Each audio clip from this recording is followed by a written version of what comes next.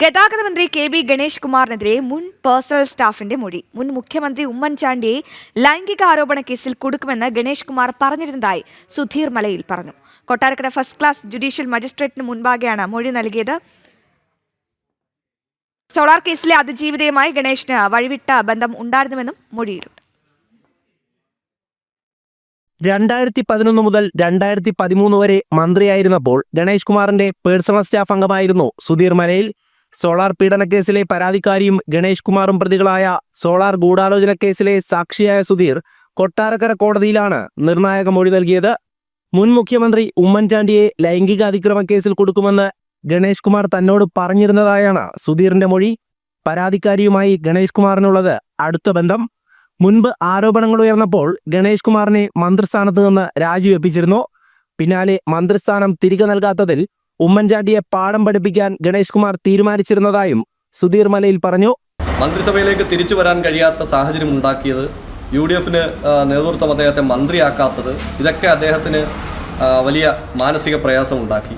ശത്രുതയിലേക്ക് പോയി. ശ്രീമാൻ ഉമ്മൻചാണ്ടിയാണ് അദ്ദേഹത്തെ മന്ത്രിയാക്കാത്തത് എന്നുവരെ തെറ്റിദ്ധരിച്ചാണ് അദ്ദേഹം പിന്നീട് ഉമ്മൻചാണ്ടിയെയും UDF നേതാക്കന്മാരെയും ഒക്കെ കേസിൽ കൊടുക്കുന്നതിന് വേണ്ടിയിട്ട് സോളാർ സ്കാം അഴിമതിക്കാരിയുടെ പേരിൽ ലൈംഗിക ആരോപണം കൊടുപ്പിച്ചുകൊണ്ട് അദ്ദേഹത്തിൻ്റെ പേര് കൂടി പരാമർശിച്ചുകൊണ്ട് അദ്ദേഹത്തെ കൂടി കേസിൽപ്പെടുത്തിക്കൊണ്ട് ആരോപണങ്ങൾ ഉന്നയിച്ചു. അന്ന് ഗണേഷ് കുമാർ പലതവണ പറഞ്ഞത് പിന്നീട് ചെയ്തു കാണിച്ചുവെന്നും സുധീർ പറഞ്ഞു.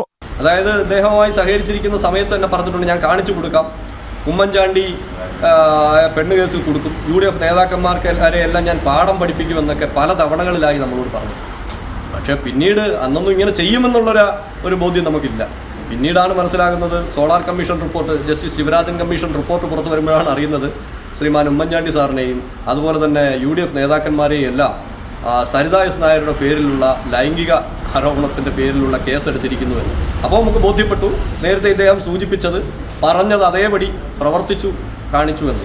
സോളാർ കേസിലെ പരാതിക്കാരി അന്വേഷണ കമ്മീഷന് മുന്നിൽ ഹാജരാക്കിയ കത്തിൽ 4 പേജുകൾ കൂട്ടിച്ചേർത്തതിന് പിന്നിൽ ഗൂഢാലോചന നടന്നുവെന്നും ആരോപണമുണ്ട്. കേസിൽ അവധിക്ക് അപേക്ഷ നൽകിയ സാക്ഷി അഡ്വക്കേറ്റ് ഫെനി ബാലകൃഷ്ണനോട് 12-ന് ഹാജരാകാനാണ് കോടതി നിർദ്ദേശം. ജനം, കൊല്ലം.